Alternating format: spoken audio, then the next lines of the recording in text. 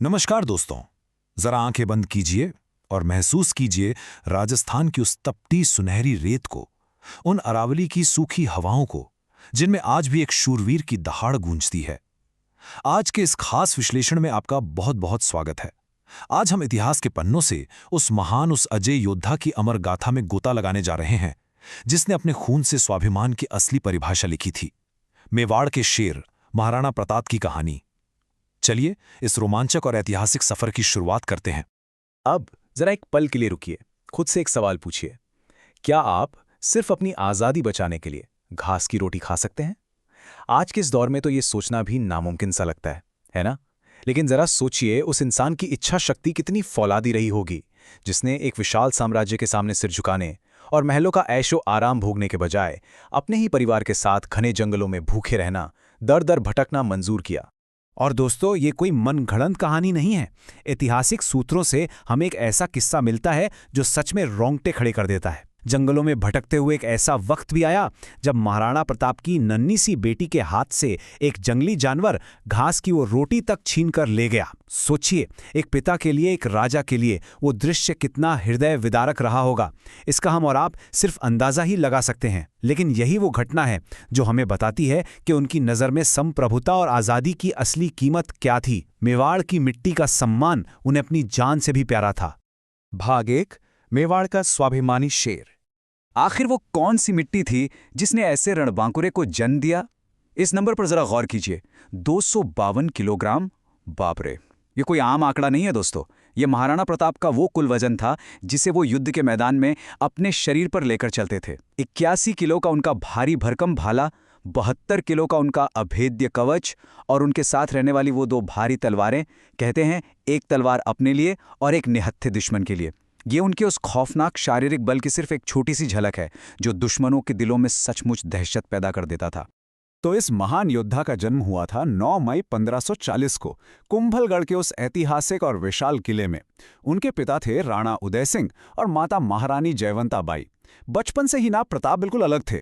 उनकी असाधारण प्रतिभा और स्वतंत्र स्वभाव साफ झलकता था। जब उनके पिता का निधन हुआ तो गद्दी को लेकर कुछ पारिवारिक मतभेद जरूर उभरे, लेकिन मेवाड़ की जनता और वहां के सरदार वो बहुत अच्छे से जानते थे कि इस मुश्किल घड़ी में मुगलों से उन्हें सिर्फ और सिर्फ प्रताप ही बचा सकते हैं। इसी अटूट भरोसे के साथ 1572 में महाराणा प्रताप को मेवाड़ का राजा घोषित कर दिया गया। भाग 2, मुगलों से सीधा टकराव।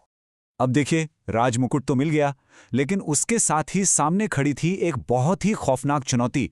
मुगल बादशाह अकबर का साम्राज्य उस वक्त आग की तरह पूरे भारत में फैल रहा था। बड़े बड़े राजपूत राजा एक के बाद एक अकबर की अधीनता स्वीकार कर रहे थे और अब मुगलों की गिद्ध वाली नजर मेवाड़ पर थी। अकबर ने मेवाड़ को झुकाने के लिए ना अपनी पूरी ताकत लगा दी। उसने शांति दूतों की पूरी एक लाइन लगा दी, एक के बाद एक कई दूत भेजे। लेकिन प्रताप, उनका उत्तर हमेशा हर बार एक ही था, एक राजपूत मर सकता है लेकिन गुलामी स्वीकार नहीं कर सकता। उन्होंने साफ कर दिया था कि आत्मसम्मान का सौदा तो बिल्कुल नहीं होगा, और उनका यही अडिग स्वाभिमान अकबर की आंखों की सबसे बड़ी किरकिरी बन गया था। भाग 3, हल्दी घाटी का वो महायुद्ध। जब बातचीत के सारे रास्ते बंद हो गए तो युद्ध टल नहीं सकता था। और यकीन मानिए, ये कोई आम लड़ाई नहीं होने वाली थी। जरा कल्पना कीजिए, एक तरफ मुगल साम्राज्य की वो विशाल खूंखार सेना जिसका नेतृत्व कर रहे थे राजा मानसिंह और आसफ खान, भारी तोपखाने और लगभग 80,000 सैनिक, और दूसरी तरफ महाराणा प्रताप और हकीम खान सूरी के नेतृत्व में सिर्फ 20,000 राजपूत और भील आदिवासी योद्धा। आंकड़े पूरी तरह से मुगलों के पक्ष में थे, लेकिन मेवाड़ की सेना के पास एक ऐसा हथियार था जिसे तोपें भी नहीं तोड़ सकती थीं। उनका अदम्य साहस और अपनी मातृभूमि के लिए मर मिटने का जुनून। तारीख थी 18 जून 1576। हल्दी घाटी का वो संकरा मैदान, जिसकी मिट्टी का रंग हल्दी जैसा पीला था, वो बहुत जल्द लाल होने वाली थी। दोनों सेनाएं एक दूसरे से पूरी भयंकरता के साथ टकराईं। तलवारों की खनखनाहट, घोड़ों की टांपें और युद्ध के नारों से पूरा आसमान कांप उठा। महाराणा प्रताप की वो छोटी सी सेना मुगलों के इस विशाल फौज पर सीधे काल बनकर टूट पड़ी। ये एक ऐसा खौफनाक दृश्य था जहां हवा में सिर्फ धूल, पसीना और वीरों का खून उड़ रहा था। और इसी खूनी खेल के बीच एक ऐसा पल आया जिसने इतिहास के पन्नों को हमेशा के लिए बदल दिया। महाराणा प्रताप अपने नीले रंग के प्रिय घोड़े चेतक पर सवार थे। उनकी नजर पड़ी मुगल सेनापति मानसिंह पर, जो एक विशाल हाथी पर बैठा था। बिना 1 सेकंड की देरी किए प्रताप ने चेतक को सीधे मानसिंह की तरफ दौड़ा दिया। चेतक ने इतनी भयानक, इतनी जादुई रफ्तार से दौड़ लगाई कि उसने सीधे मानसिंह के हाथी के मस्तक पर अपने दोनों पैर टिका दिए। प्रताप ने अपने भारी भाले से मानसिंह पर सीधा वार किया। मानसिंह तो हौदे में छुपकर बच गया, लेकिन इस अचूक हमले ने मुगलों की रूह कपा दी थी। भाग 4 चेतक का वो अमर बलिदान।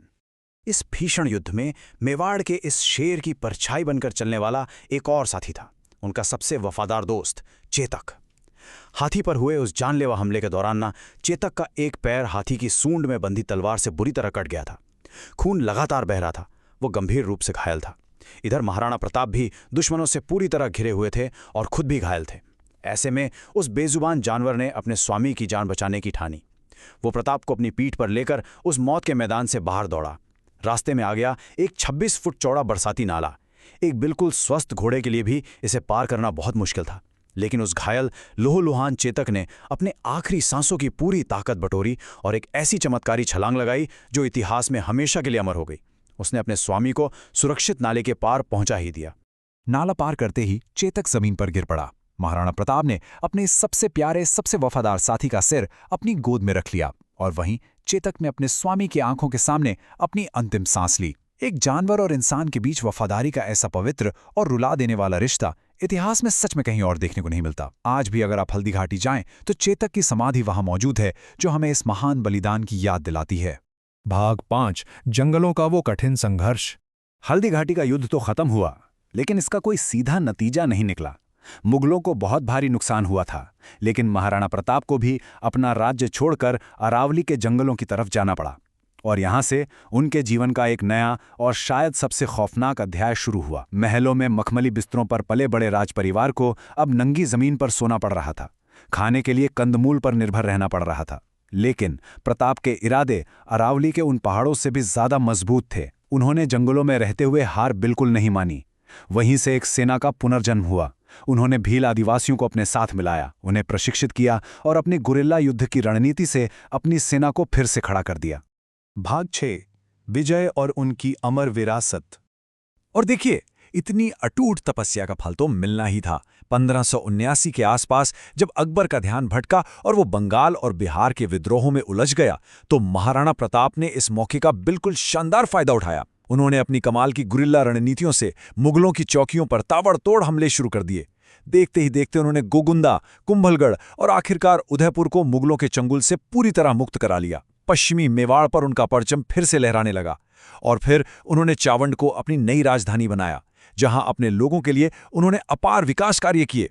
अगर हम उनके इस महाकाव्य जैसे जीवन की पूरी यात्रा पर एक नजर डालें ना, तो 1540 में जन्म से लेकर 1572 में ताजपोशी, फिर 1576 का वो रोंगटे खड़े कर देने वाला हल्दी घाटी का युद्ध और जंगलों में बिताए गए उन भयंकर कठिन वर्षों के बाद अपने साम्राज्य को वापस छीन लेना, ये कोई मामूली बात नहीं है।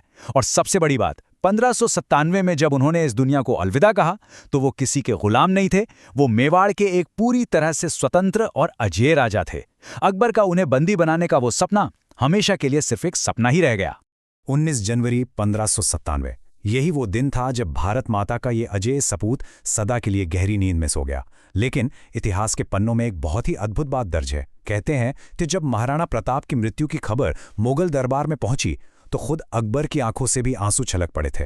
सोचिए, अकबर भी ये अंदर से जानता था कि इस पूरी धरती पर प्रताप जैसा शूरवीर और स्वाभिमानी इंसान दूसरा कोई पैदा नहीं हुआ। सच कहूं तो किसी भी योद्धा की सबसे बड़ी जीत यही होती है, जब उसका सबसे बड़ा दुश्मन भी उसकी मौत पर रो पड़े और उसकी वीरता के सामने नतमस्तक हो जाए। महाराणा प्रताप की अमर कहानी ना सिर्फ इतिहास की किसी किताब में दर्ज कुछ पन्ने नहीं है, ये आज भी हमारे रगों में बहने वाले खून में देशभक्ति और स्वाभिमान की आग जलाती है। उन्होंने हमें ये सिखाया कि हालात चाहे कितने भी डरावने या विपरीत क्यों ना हो, अपने ज़मीर और अपनी आज़ादी का सौदा कभी किसी भी कीमत पर नहीं करना चाहिए। तो आज के इस ऐतिहासिक विश्लेषण के अंत में मैं आपके लिए एक सवाल छोड़कर जा रहा हूं। महाराणा प्रताप के जीवन और उनके स्वाभिमान की वो कौन सी बात है जो आपको असल जिंदगी में सबसे ज्यादा प्रेरित करती है? इस दिलचस्प सफर में हमारे साथ जुड़े रहने के लिए आपका बहुत बहुत धन्यवाद।